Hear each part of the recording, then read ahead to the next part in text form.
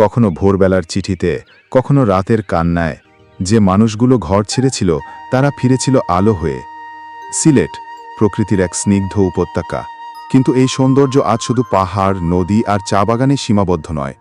এখানে আজ উন্নয়নের গল্পও চলে, আর এই গল্পের সবচেয়ে অবহেলিত অথচ মহান নায়ক আমাদের প্রবাসী ভাইয়েরা। তারা গিয়েছিলেন হিমশীতল লন্ডনে, ব্যস্ত নিউ ইয়র্কে, দূর ইউরোপের কোণে কোণে। পেছনে ফেলে গিয়েছিলেন মা বাবা, স্ত্রী সন্তান, শৈশবের উঠোন আর গ্রামের সরল মানুষগুলোকে। হাতে ছিল শুধু একটা পাসপোর্ট আর বুক ভরা স্বপ্ন, নিজে বাঁচব, পরিবারকে বাঁচাবো, আর একদিন গড়ে তুলব আমার সিলেটকে।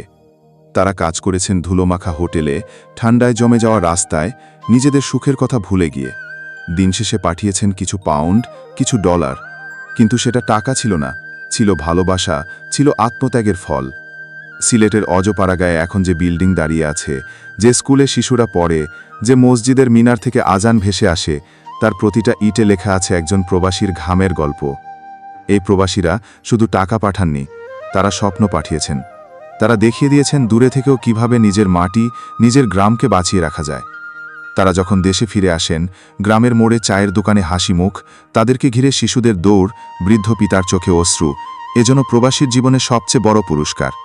তাই আজ এই ভিডিও শুধু ইতিহাস নয়, এক ভালোবাসা প্রত্যেক সেই সিলেটি প্রবাসীর জন্য, যারা গিয়েছেন একা কিন্তু ফিরেছেন হাজারো মানুষের জীবন বদলে দিয়ে। আমি রুবেল আহমেদ শুভ, সুরমা নাট্য পেজ থেকে এই ভিডিওটি উৎসর্গ করছি আমাদের সকল সিলেটি প্রবাসী ভাই ও ভাইদের। ভিডিওটি যদি মন ছুঁয়ে যায়, তবে আপনার শেয়ারই হবে তাদের প্রতি শ্রদ্ধা।